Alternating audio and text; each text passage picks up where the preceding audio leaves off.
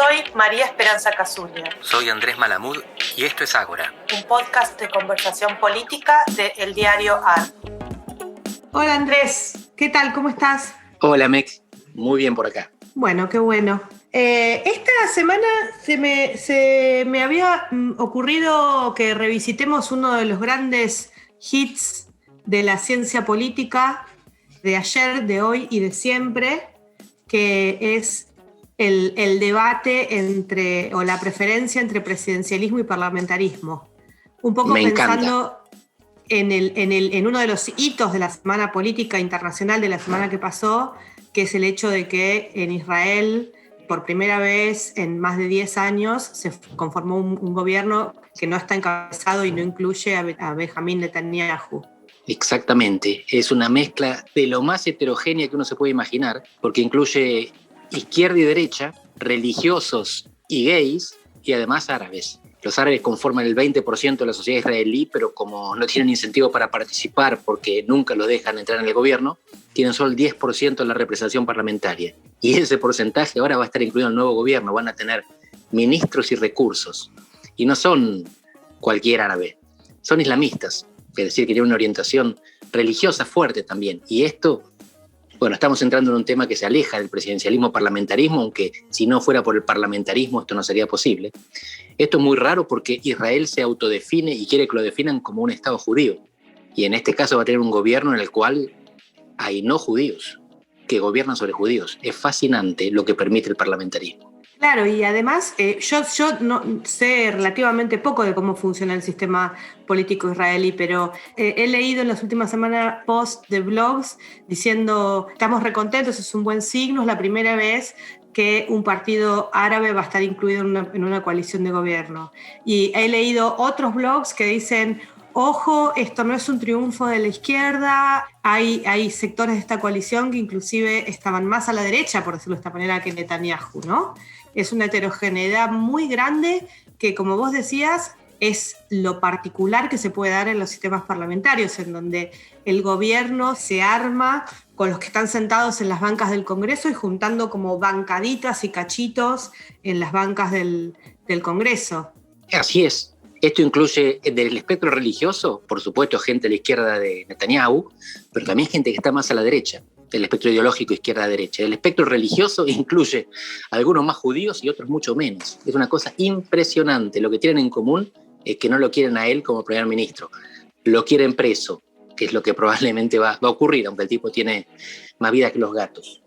Pero una de las claves institucionales, que es lo que nos gusta a los politólogos de todos los países del mundo, es el sistema de representación proporcional con bajo umbral. Tienen 120 diputados en distrito único y con pocos votos, con un porcentaje de un dígito y más.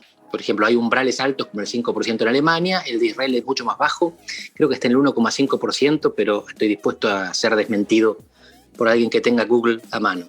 Y la dispersión, la fragmentación es tremenda. Y entonces contrasta con lo que estamos viendo en Perú, que tiene una fragmentación similar, pero están obligados a elegir un presidente entre dos candidatos que sumados sacaron el 32% de los votos en la primera vuelta y que van a tener necesariamente una fragmentación en el Congreso, del cual no emergen. Así que están condenados a ser ultraminoría con un Congreso que puede vacarlos, como dicen ellos, hacerle juicio político por mayoría simple en cualquier momento. Si esto es así, el parlamentarismo generaría más estabilidad. Ahora, si esto es así, porque nosotros lo que hablábamos recién de Israel es que es un rejunte impresionante. ¿Podrá durar? No lo sabemos. Lo que sí podríamos decir que sabemos es que lo de Perú no va a durar.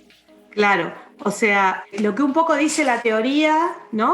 O lo que es el conocimiento así establecido de la ciencia política es que es preferible la solución parlamentaria, porque supongamos que se arma este gobierno tan heterogéneo, el gobierno no funciona, bueno, en el momento en que se pierda la cohesión en la unión, caería ese gobierno y se llamaría otra elección, ¿verdad?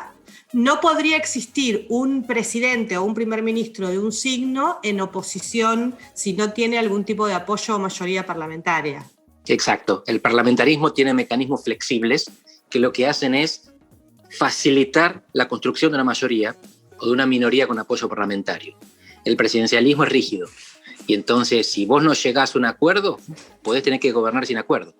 En el parlamentarismo, la falta de acuerdo lleva a la caída del gobierno. A uno le puede parecer más inestable, y de hecho en Israel lo que tuvimos son 4 elecciones sin resultado, con un gobierno siempre provisorio, pero finalmente llegan a un resultado. En los sistemas presidencialistas lo que tenemos es inestabilidad presidencial. Pero, sin embargo, sí, lo que sí podés tener en el parlamentarismo, fíjate qué interesante lo que estamos viendo en Israel, lo que también se vio en Italia, ¿no? O sea, Italia también viene de varios años, vos sabés mejor que yo, seguramente, pero de una sucesión de gobiernos que se sucedieron muy rápidamente, que duraron algunos meses o un tiempo muy corto. Y podés tener interregnos largos entre gobiernos, ¿no? O sea, creo que el de Netanyahu fueron un par de años, en donde él era como una especie de autoridad provisoria, en tanto y en cuanto el Parlamento no podía formar un gobierno. Así es. La fragmentación en un régimen parlamentario produce inestabilidad del gobierno. En un régimen presidencial suele producir inestabilidad del régimen, porque la caída del presidente es traumática, porque en la Constitución está establecida la duración. Para los primeros ministros no pasa eso. Entonces el tema es que la rigidez genera expectativas que la fragmentación no permite cumplir. El parlamentarismo te acomoda a las expectativas.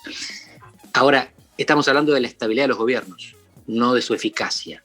Y acá está la discusión, porque es difícil encontrar un gobierno, una serie de gobiernos, un Estado más ineficaz que el italiano. Así que durar no es siempre gobernar.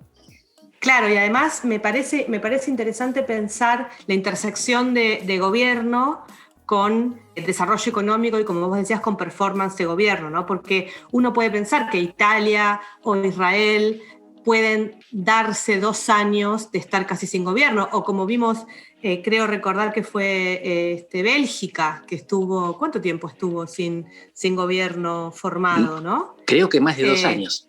Más de 2 años. Y uno puede decir, bueno, son países desarrollados, en donde evidentemente la estructura del Estado sigue medio funcionando sola, y las instituciones políticas pueden tomarse 2 años para formar un gobierno. Se me hace más difícil ver eso en el contexto latinoamericano, no sé cómo, en donde aparece como la necesidad de que alguien tome las decisiones. El contexto, lo que mencionaba, de Bélgica o de Italia, es quizás el paraíso de los libertarios. Los países funcionan mejor cuando no tienen gobierno. La sociedad librada a sus fines, eso no sería taxativo, pero algunos de ellos se divierten al respecto. En el caso de Italia, Mussolini tenía una frase que creo que pinta de cuerpo entero cómo funciona este país, y es a la vez serio y divertido. Él decía que gobernar a los italianos no es fácil ni difícil, es inútil.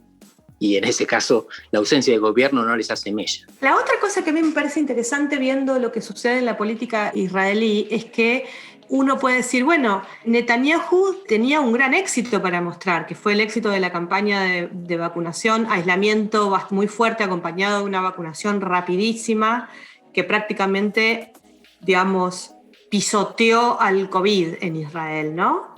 Así es. Y sin embargo, ¿qué pasó ahí? ¿No se lo reconoció la sociedad israelí o ya estaba descontado de antes?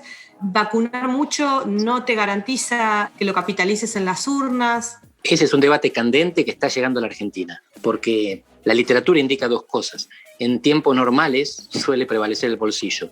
En tiempos excepcionales es la crisis la que manda. Una vez te vacunaste y creaste efecto rebaño, la gente ya dio esto por asumido y vuelve a votar por otras razones. En el caso de Israel no es el bolsillo porque la economía anda bien, pero las razones cotidianas por las que votaron es el probablemente hartazgo con la corrupción y las estratagemas de Netanyahu. Toda esa eficacia fenomenal, si no la conseguía, se le volvía en contra. Consiguiéndola, se le dio por asumida. Así que, claro, a lo mejor, mientras avanzaba la vacunación, hubiera tenido algún apoyo. Igual estas no fueron elecciones, fue un armado de coalición parlamentaria. Correcto. En este momento Netanyahu no pierde el poder por una elección, pero en todo caso no había conseguido la mayoría antes, porque no le alcanzó. La gente pidió otra cosa. La vacunación y el éxito estaban supuestos. Israel asume que gana las guerras, asume que vacuna mejor que nadie. Ahora vamos a decidir otras cosas. Es interesante, ¿no? Si no vacunás lo suficiente, estás en graves problemas. Y si superás la pandemia demasiado rápido, podés llegar también a estar en problemas. De alguna manera, es una especulación que yo estoy leyendo bastante referida a la política norteamericana, ¿no?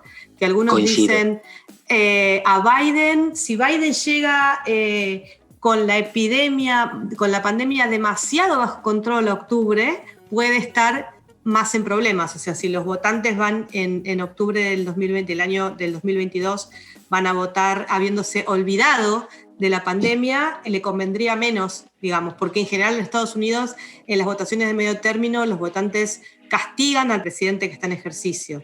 No lo premian, ¿no? Las intermedias son complicadas, pues la fórmula yo diría que es esta. Si no vacunás, perdés. Si vacunás, no sabemos. Estás en la misma. O sea, vacunar es lo que la gente considera que es la obligación del gobierno. Y no te juzga por hacerlo. En todo caso, te juzga por no hacerlo. El problema es fracasar. Triunfar no te genera ningún beneficio extra. Vuelve al punto de partida. Que eso es interesante porque de alguna manera también se relaciona con lo que decíamos hace un rato. Qué interesante la confianza en las capacidades, no sé si la confianza, pero la naturalización en las capacidades del Estado, ¿no? O sea, la gente pareciera asumir que el Estado tiene que seguir funcionando, que tiene que vacunar, que tiene que hacer lo que hace. Digo, por eso hablamos de estos países donde pueden estar sin gobierno por un año y el Estado más o menos sigue funcionando. Me parece que acá hay una cuestión, pero que aparece muy fuerte esta idea de que si no vacunás es visto como un fracaso, pero si vacunás es visto como, bueno, hiciste simplemente cumpliste lo que había que hacer. Exactamente. Cumplir el deber no da votos, es el piso de mínima. Bueno, excelente. Tal vez podemos seguir con este tema la semana que viene y seguir cómo sigue este proceso en Argentina también. Perfecto, la pandemia nos va a dejar tiempo y tema. Un abrazo, Andrés. Un beso grande. Chao, Mec.